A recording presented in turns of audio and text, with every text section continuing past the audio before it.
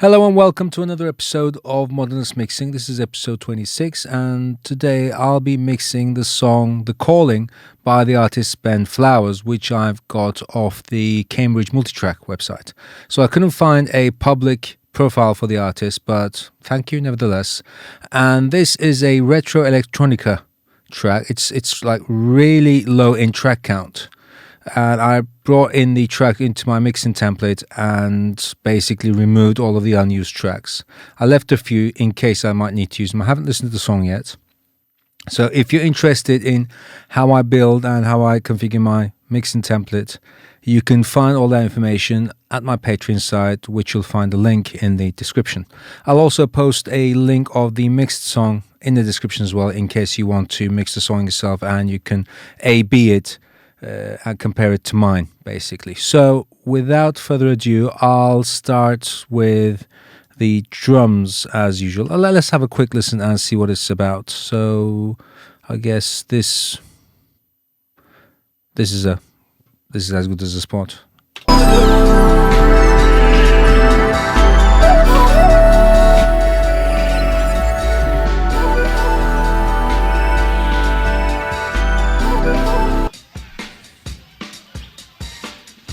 Okay, so we have a mono drum loop, we have bass, we have koto. I think those are drums. My bad, those are not drums, those are some kind of stringed instrument. I apologize, I'm not really versed when it comes to Oriental Eastern instrumentation. So we have two synths, shakuhachi. I'm gonna have to check this. Yeah, this is some kind of flute. Violins 1 and 2 and the koto. Okay, so let me see what I can do with the loop.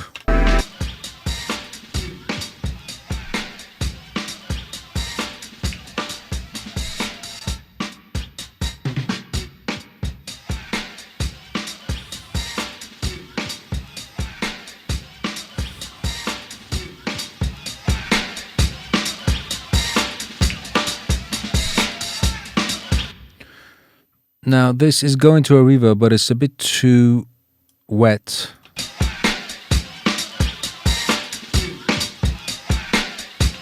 But I still wanted to have a bit of ambience, so what I'll do is I will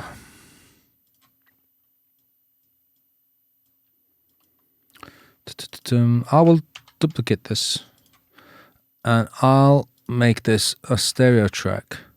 And I'll add a stereo reverb on this, and I'll make this a bit shorter, wider, a bit dark, but it's an immediate, and I'll have it mixed fully up. I'll feed this in with the original track, but I'll also EQ out the low end altogether, so it will only be sending the reverb in a band limited fashion. So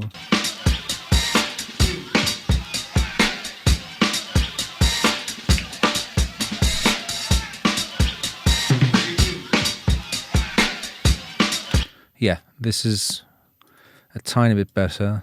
It at least gives some semblance of it's like playing in a room. I'll drop these a bit.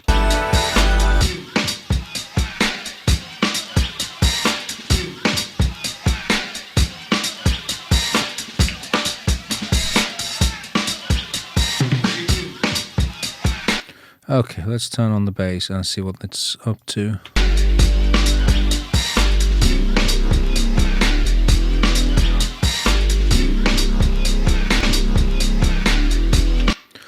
So what I'm going to do is I'm going to duplicate this again. Okay, I'm going to create a trigger track for this. I'm going to remove all of these. I'm going to add an EQ. I'm going to remove everything but somewhere around 50 hertz or so. And I'm going to add a envelope shaper, so it's only allowing whenever the kick is hitting, so it's going to sound something like this. good. And I'll raise the volume about... Can I raise it from here? No, I can't. I'll use the limiter.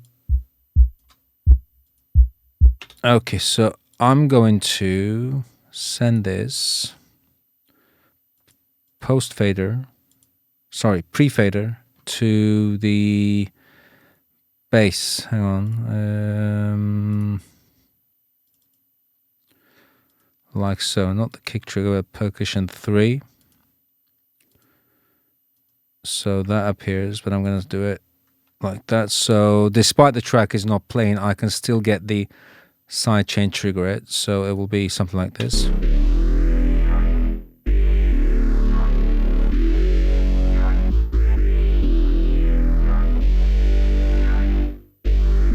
Oh, that's embarrassing. I haven't turned on the effects, so there we go.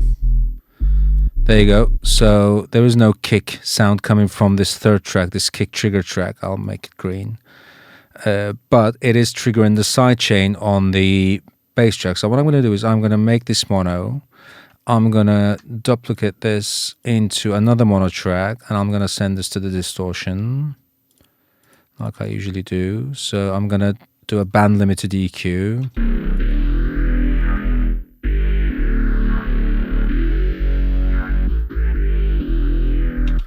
And what I'm going to do is I'll be EQing it before going into the distortion as well, because I don't want it distorting the higher end either. So something like this.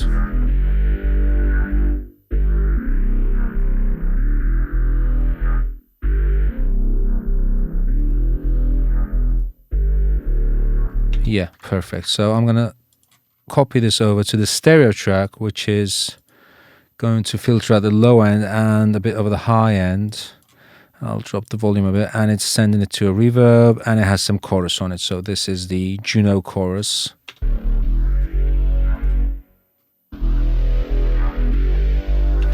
So let me bring in the loops.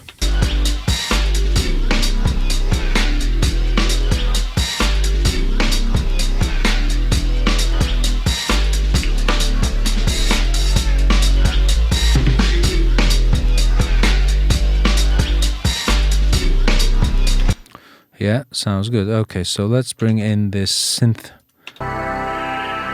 So this has a lot of high-end grime.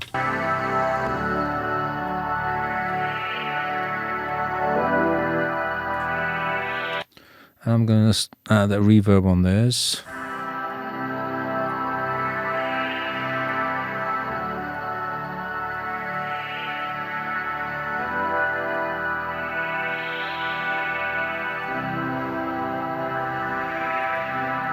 Oops.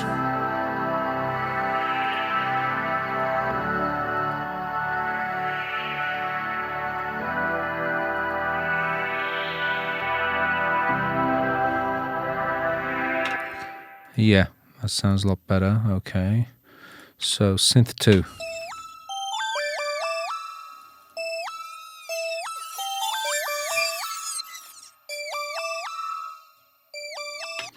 Guess this is some sort of like, I don't know, computer game music. I have no idea. Let me make sure the tempo is set correctly. There we go.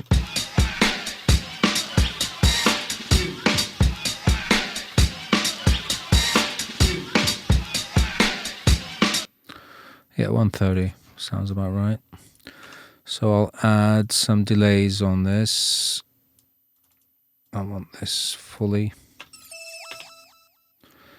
Ping pong, analog, plexi echo. Yeah.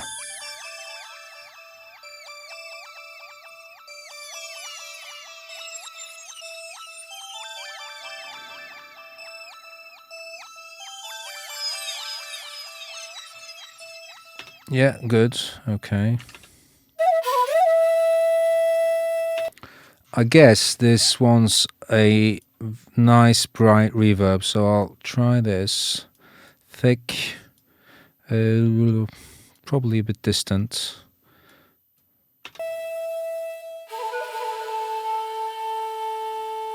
obviously want this stereo.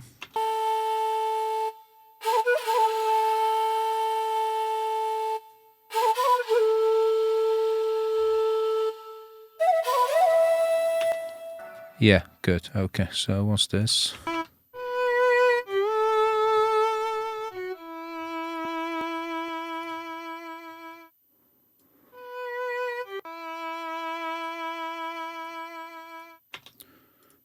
What's this?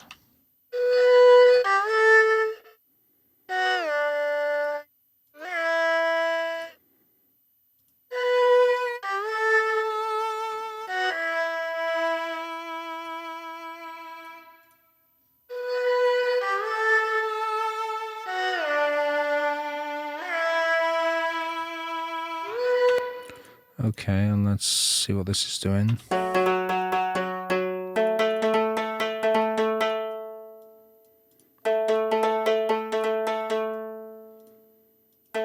I guess this is a MIDI instrument, doesn't sound live to me. Okay, that's about it. Alright, let's see. Let's do some basic leveling. So the bass is done, the drums are done.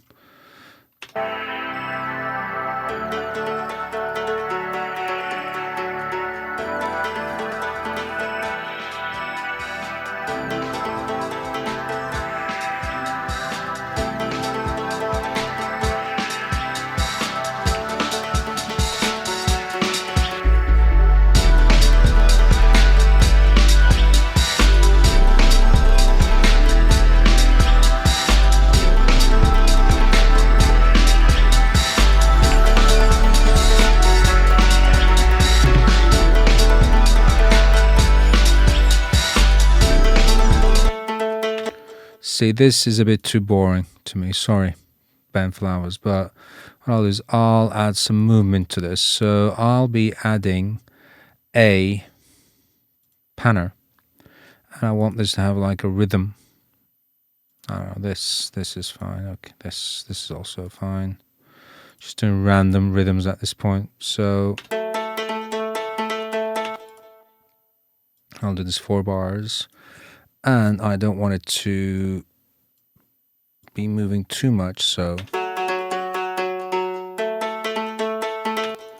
then I'll add the reverb, and I'll add another rhythm to this. So let's see, I want this also 2 bars.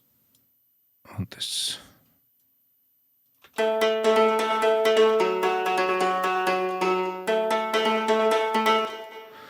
But I don't want this classic reverb. I want something like this, maybe. Yeah.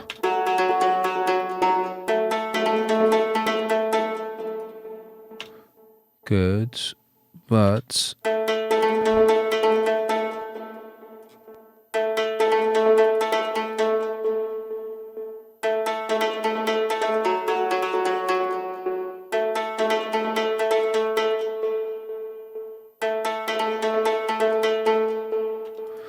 maybe something a bit more interesting. What's this?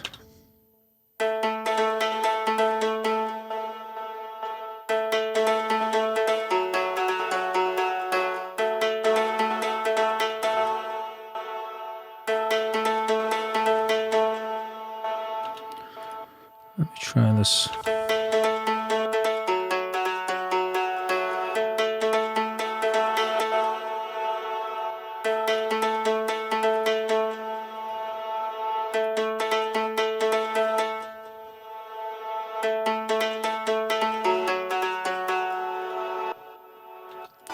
Yeah, so this is going into like sound design territory, but why is this?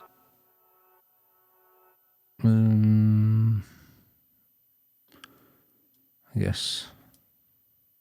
Actually, I'm gonna do a clear tails setting. Yeah.